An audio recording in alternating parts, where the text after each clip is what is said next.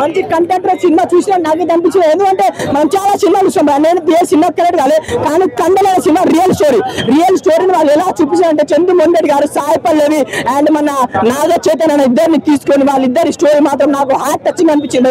నా లైఫ్ లో అసలు సాయి పల్లవి అండ్ నాగ చైతన్య జోడి బెస్ట్ జోడి, కానీ సినిమాలో మాత్రం ఇంకా బెస్ట్ జోడి. వాళ్ళిద్దరి మధ్యలో ఎమోషనల్ సీన్స్ మాత్రం హార్ట్ టచింగ్ అవుతుంది. ప్రతి ఒక్కరు చూడాల్సింది. ఎందుకంటే శ్రీకాకుళం స్లాంగ్ లో వాళ్ళు అప్పుడు ఎంత కష్టపడ్డారు, వాళ్ళు అంటే మత్స్యకారులు పోయి పాకిస్తాన్ పోయినప్పుడు వాళ్ళని ఎలా హింసించారు, అంటే హిందువులు అంటే పాకిస్తాన్ తక్కువ కదా, వాళ్ళని ఎలా చూపించారు. అసలు చంద్రమోహన్ గారి కంటెంట్ తీసుకొని చేయడం నాకు చాలా బాగా నచ్చింది.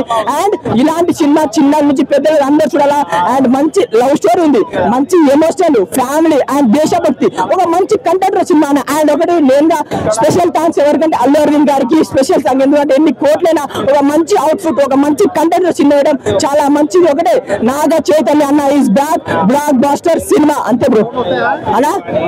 అన్న పుష్ప సినిమాని క్రాస్ చేస్తున్నా 1000 కోట్ల పక్కన. ఎందుకంటే మంచి కంటెంట్ సినిమా, శ్రీకాకుళం స్లాంగ్ గురించి వాళ్ళ గురించి చెప్పింది కాబట్టి మంచి సినిమా. అరే అన్న ప్రతి ఒక్కరు చెప్తున్నా, థియేటర్ నేను ఉన్నాగా 1000 మంది ఏడ్చిండు. ప్రతి ఒక్కరు థియేటర్ రండి, మీరు ఏడవబోతే మీ టికెట్ డబ్బులు నేను ఇస్తా. నా పేరు రాకేష్, రాసి పెట్టుకోండి అంతే.